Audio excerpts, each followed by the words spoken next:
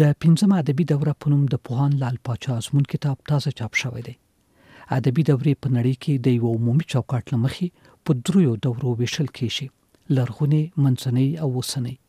لدې پرته نور عوامل هم د تاریخي ادبي دورو د ویش سبب کیږي. په انګلیسي ژبه کې د یو ویش لمخې یو انګلو ساکسون دوره ده چې له 15 میلادي پیړۍ پیلې شي تر 11 دوام کوي. د انګلیسي ژبې بل دوره منځنۍ دوره ده چې له 15 پیړۍ پیلې شي تر 14 دوام کوي. بل هم رنسانس دوره ده چې له 15 تر 18 پیړۍ وخت رانغاړي. معاصره دوره له 18 پیړۍ د 19 پیړۍ تر وروستیو ده. په انګلیسي ژبه کې دورې په دې حساب ویشل شوي دي چې په مضمون کې عمیق تغییر راغلی وي، داسې تغییر چې د فکر د بدلون سبب شوی وي. په عربي ژبه کې بیا زړې دورې په جاهلي، اسلامي، اموي، عباسي او اندلس ویشل شوي دي. د اندلس دورې هغه ادبیات دي چې په اوسنۍ اسپانیا او پرتګال کې لیکل شوي دي او د مضمون او فکر له پلوه یو مخ له نورو عربي شعرونو سره توپیر لري. تر دې مخکنی عربي دورې هم لوي بلې د محتوا او فکر له اړخه ژور توپیر لري. په فارسي ژبه کې بیا د یو ویش لمخې تاریخ ته اهمیت ورکړل شوی دی. مثلا ساساني دوره ده، صفوي ده، قاجاري ده. که نورو ژبو ته ځیر شو، اساساً تر ډیره دورې پکې د سبک، مضمون، شکل او د نویو ژانرونو د رامنځته کېدو او په ورته وخت کې د دغو برخو له پخېدو وروسته یو زماني پیر ته ویل کېږي. له ښاغلي ازمون څخه به واورو چې دا 15مه دوره کوم زمان رانغاړي. دغه دوره د سپټمبر له پیښې رانیولې تر داننه پورې را رسیږي. یعنی دا به ساسو په حساب دوام پسې کوي؟ دا به تر هغه وخته پورې دوام مومي چې همدومره بل یو نوی سیاسي، اقتصادي او ټولنیز بدلون په ملک کې نه وي راغلی او په ادبیاتو باندې مستقیمه اغېز نه وي ښندلی. یو پخواني ویش له مخې لرغونې دوره وه، منځنۍ دوره وه او اوسنۍ دوره وه. هغوی خپل دلایل ورته لري، هغه کومو کسانو چې هغه دورې ویشلې وي. تاسو ورته څه دلیل لرئ چې دا دوره بېله ګڼئ؟ هر دوره چې رامنځته کیږي هغه د یو لړ اقتصادي، سیاسي او تاریخي مسایلو او د رامنځته کېدو له مخې او په ادب یې اغېز له مخې رامنځته کیږي. ما چې د دې دورې ته کوم نوم ورکړی او دا دوره بولم،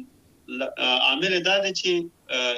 په نړۍ کې د نړۍ په کچه باندې، نه یوازې د افغانستان په کچه،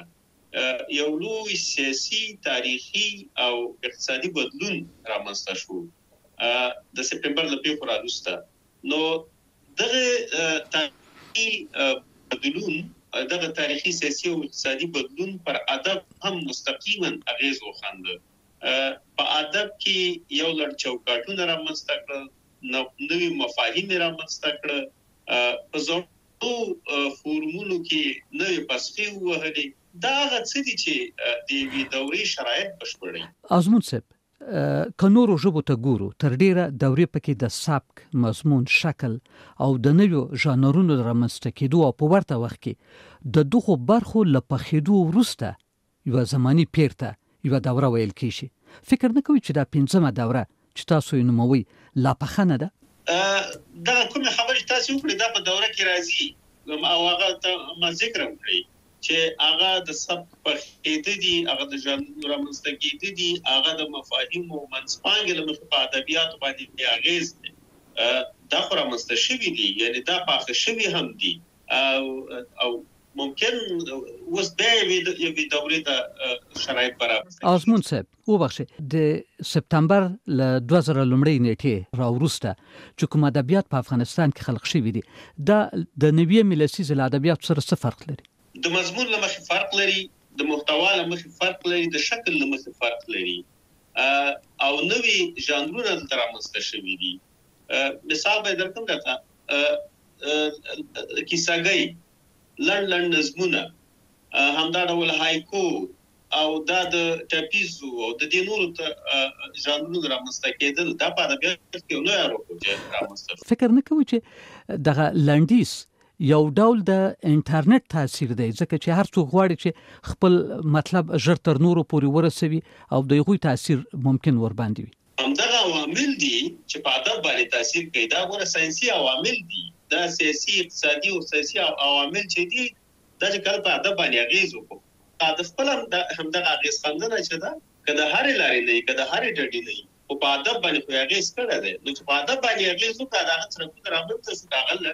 لنډکې دا کاغل کیسهګي دا کاغل نور ژوندونه درامستکیږي نو خو د سره فرق باندې کیږي کچیرته نړیوالو ادبیاتو ته وګورو مثلا په انګلیسي کې معاصره دوره لا 13مې پیړۍ پیلې شي د 19مې پیړۍ تر وروسته روانه ده خو په انګلیسي کې دا دوره په دې حساب باندې بیل دوره بلل شوې ده چې په مضمون کې تغییر راغلی مثلا په نوې دوره کې ورډز جان کیټس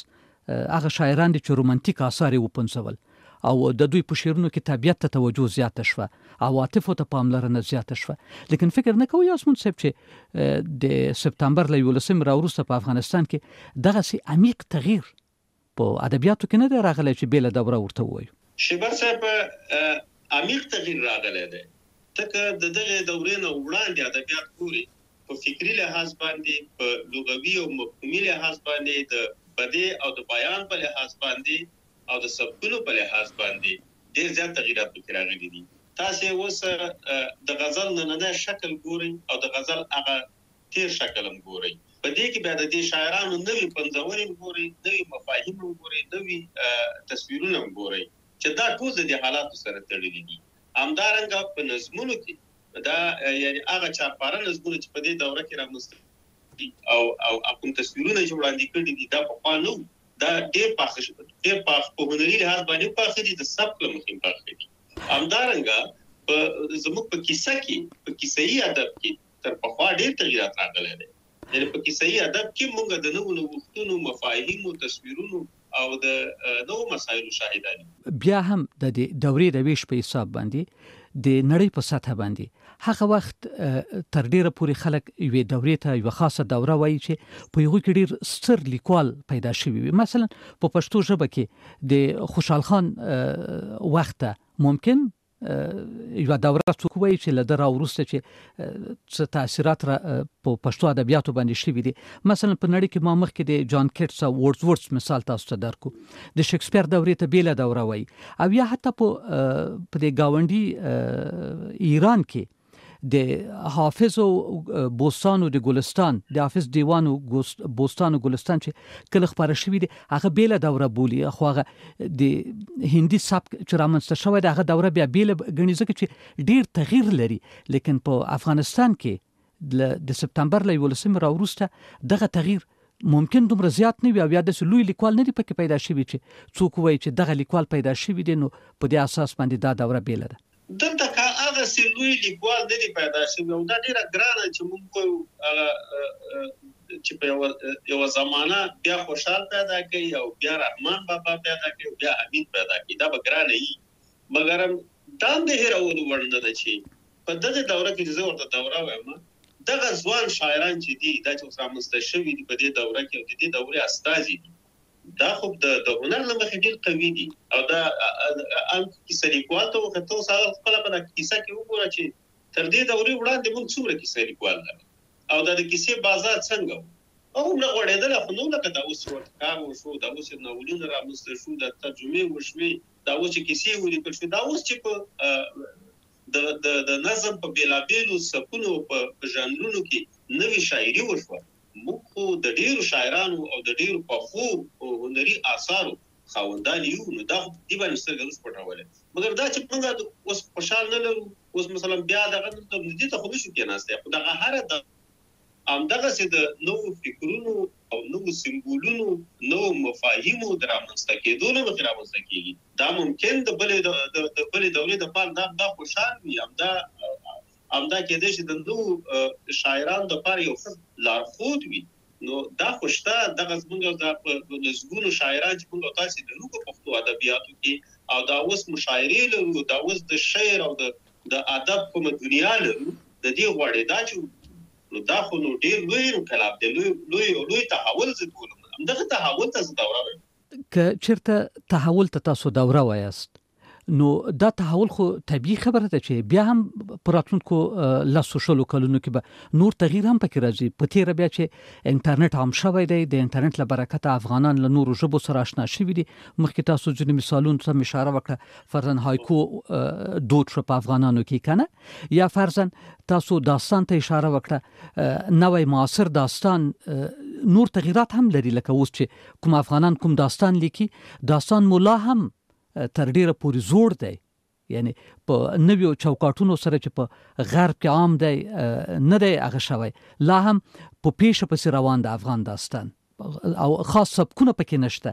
او که د داستان په برخه کې یو بل اړخ ته راشو، مثلا که چېرته یو وخت په افغانستان کې داسې وای چې خلکو ناولونه لیکلی، بیا یو دم یو تغییر راغلی وای او په دنیا کې دا تغییر نه وای او لنډ داستانونه دود شوي وای، ممکن هغه ته چا دوره ویلی وای. که څنګه آزمون صاحب؟ دا ګوره، دا خو موږ د دنیا په سطحه دا دوره نه ده، دا خو د پښتو ادبیاتو په سطحه دوره ده. د پښتو ادبیاتو په کچه باندې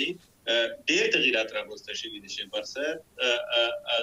هم د کمیت له مخې هم د کیفیت له مخې، او دا ټول د کمیت او د کیفیت له مخې دغه تغییرات رامنځته کېدل، د فضا جوړېدل، دا په ملک کې د یو لوی اقتصادي او سیاسي بدلون له مخې رامنځته شوي دي. نو دا خو سره نشي هېرولی چې دا مثلا تر پخوانیو فرق لري. او دا د دغه د دورې کوم شاعران یا لیکوال چې رامنځته شوي دا اوس هم کار کوي، زړي خو یې اوس کېنول، زړي خو یې اوس رازرغون شوي دي. ممکن دا نور هم پاخه شي، ممکن دا نور هم یعنی خپل اوج ته ورسېږي، او دا او دغه شک نشته چې زموږ نننۍ ادبي پنځونې په هر لحاظ باندې دي، یعنی د پخوانیو سره فرق دی. او موږ دلته کومه پرتله چې کوو، خبره چې کوو، هغه په پښتو ادبیاتو کې کوو. د دنیا په سطحه کوم تغییرات چې اوس په دنیا کې د داستانو په نور فرق راغلی دی، مګر هغه خو موږ د خپلو زېږنده نه ګورو. هغه څه چې زموږ د حالاتو، زموږ د زمانې او زموږ د سیاسي او اقتصادي بدلونونو د فکر رامنځته کېږي، له تحول رامنځته کېږي، موږ په هغې باندې خبره کوو. آزمون صاحب، ستاسو کتاب پنځم ادبي دوره، دا خو د نوم خبره شوله چې تاسو د دورې ته ولې دا نوم ورکړی دی. په دې کې تاسو لیکوال هم معرفي کړی دی؟ بالکل. د ادبیاتو د تاریخ لومړی خبره دا ده چې د رامنځته کېدو پیښې باید مشخصي او هغه دلایل او عوامل باید ولري. هغه تاریخي او سیاسي پیښې دي. د هغې په نتیجه کې اغیزې چې پر ادبیاتو رامنځته کېږي، نو دلته په فورمونو باندې مغیز، دلته په ژانرونو باندې مغیز، او دلته په دې دوره کې د رامنځته شوو شاعرانو هغه نوې بوزغلی چې راټوکېدلی ده چې له تېره دوره کې نه و، یعنې دا یوازې د دې دورې تولید ګڼل کېږي. دا معرفي شوي دي په دې برخه کې، او هغه شاعران چې پخواني دي د هغوی په اثارو کې چې د دې دورې کوم اثرات ګورو او هغه پاخه شوي دي، هغه هم معرفي کړي دي. خو مهم دا ده چې دغه بوزغلی چې اوس دا باید د دې دورې تولید وګڼل شي. د ادب په تاریخ کې چې ورته ګورو، د تذکرې په شکل باندې لیکوال معرفي کړي دي. تاسو په دې اړخ باندې ډېره اتکا نه ده کړې؟ ما د تذکره لیکنه چې دا هغه د ادب تاریخ یوه برخه ده، ما دا کړې ده. یعنې البته په وروستي فصل کې مې د دواړو خواو، یعنې دا د کوزي پښتونخوا او د لرې پښتونخوا د دې ټولو شاعرانو هغه چې دې دوره کې رامنځته شوي دي، د هغوی لنډه پېژندنه او د هغوی هغه ادبي کوم څه چې رامنځته کړي دي یا په کومه برخه کې لاس ولري، د هغه هنري پارچې مې هم معرفي کړي دي. مننه. پوهاند آسمون د 2000 میلادي کال د سپتمبر له 11 راوروسته وخت په افغانستان کې د 15 ادبي دورې نوم ورکوي او په دې اړه په 1580 مخونو کې کتاب لیکلی دی چې تازه چاپ شوی دی.